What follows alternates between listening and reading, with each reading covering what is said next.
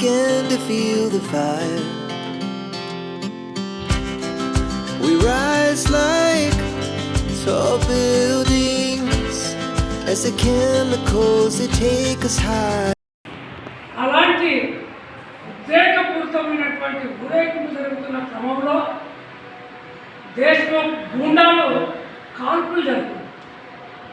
ఆ కాల్పులలో దొడ్డి కొమరయ్య మరణించడం జరిగింది. అది ఎప్పుడైతే దొడ్డి కొమరయ్యను వాళ్ళు హత్య చేశారో పునాది పడ్డది తెలంగాణ సాయుధ రైతాంగ పోరాటానికి. కాబట్టి ఈ కొమరయ్యను మొదటి అమరవీరుడు మనం ఈరోజు స్మరించుకుంటాం. అలాంటి అనేక మంది వీరులు, దాదాపు 5,000 మంది వీరులు దాదాపుగా పోలీస్ కాన్పుల్లో కావచ్చు, గూండాల కాన్పుల్లో కావచ్చు, లేదు ఇతరుల దౌర్జన్యాలకు వ్యతిరేకంగా పోరాటం చేసుకునే కావచ్చు 5,000 మంది అమరవీరులు అయిందని చెప్పి చరిత్ర మనం చెప్తుంది. ఆ అమరవీరులను స్మరించుకుంటూ ఒక 2 నిమిషాలు మనం అందరం లేచి మౌనం పాటించబడి. The night's young and it's just begun as she puts her hand in mine.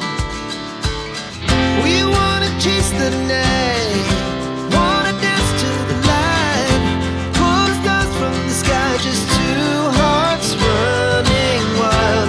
Never sleep, never stop, as we shout from the top. We're gonna be two hearts running wild.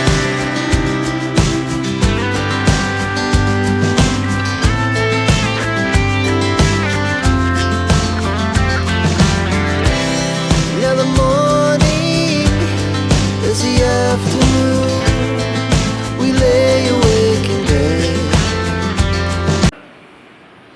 సాగు చేశారు, గడిలో దొరలేరు, పారిపోయారు.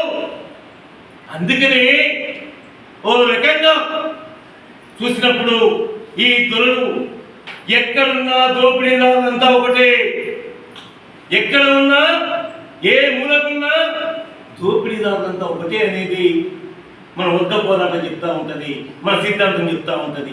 అదే తెలంగాణ సాయుధ రైతాంగ పోరాటంలో జరిగింది సత్యం అని చెప్పేసి గుర్తు చేస్తా ఉన్నాను. ఏం జరిగింది? 3,000 గ్రామాల చేతిలో ఉన్నాయి, 10 లక్షల ఎకరాలు సాగు చేసుకుంటా ఉన్నారు.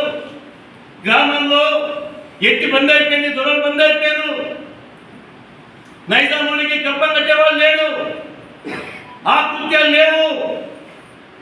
గ్రామంలో దీన్ని ఎదుర్కోవడానికి నైజామునికి సైన్యం, నైజాముడి ఉన్న పోలీస్, రౌడీలు ప్రజల శక్తి ముందు, ప్రజల ఐక్యత ముందు, సంఘాల ముందు భయపడిపోతున్నాయి, జంకుతూనే ఉన్నాయి. అందుకనే వాడు రజాకారుని కాసిం రిజీవ్ అనేవాడిని తీసుకొచ్చి నైజాంని అంటే సర్కారుని, రాజ్యం ఏజోని మనం వ్యతిరేకించడం అంటే దేవుని వ్యతిరేకించడమే. దేవుడు లాంటి రాజ్యాన్ని పరిపాలించేవాడు దేవుడితో సమానం అని చెప్పేసి ఒక సిద్ధాంతాన్ని ప్రచారం చేస్తూ ఈ నైజాం సర్కార్ పోరాటం అంతా ముస్లింలకు, తుర్కోలకు వ్యతిరేకంగా జరిగిందని చెప్పేసి ఈ రోజు కొత్తగా చెప్తున్న, చరిత్ర తలకిందులు చేస్తున్న మహాపురుషులు కొంతమంది. కానీ ఇక్కడ జరిగింది తుర్కోలకు వ్యతిరేకంగా కాదు. ఈ పోరాటంలో ముస్లిం మిత్రులు, మైనారిటీ మిత్రులు బాగా పంచుకునే కాదు, అమరత్వం కూడా పొందారు అని చెప్పేసి నేను గుర్తు చేస్తా ఉన్నాను. రచయితలు చేసి జర్నలిస్టుగా ఉన్న ముస్లిం నాయకులు కూడా ఇందులో అమరత్వం పొందారు. ఆ వాళ్ళని చంపింది కూడా ఎవరో కాదు, నైజాం సర్కారుని కాపాడుకోవడం కోసం ఏదైతే సైన్యాన్ని ఏర్పాటు చేసిన రజాకారులు ఇది చేస్తారు. వాళ్ళు ఆకృత్యాల గంతు లేకుండా పోయింది కాంగ్రెస్.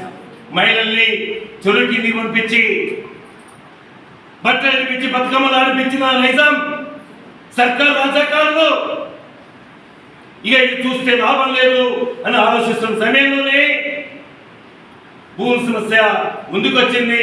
సాగు లైనమ్మ ధాన్యాన్ని తీసుకొచ్చే సమస్య ముందుకొచ్చింది. అన్ని సంఘాలు కలిసి మాట్లాడుకుంటున్నాయి. ఏం చేద్దాం, గుర్పగట్టలు ఇస్తా ఉన్నాం.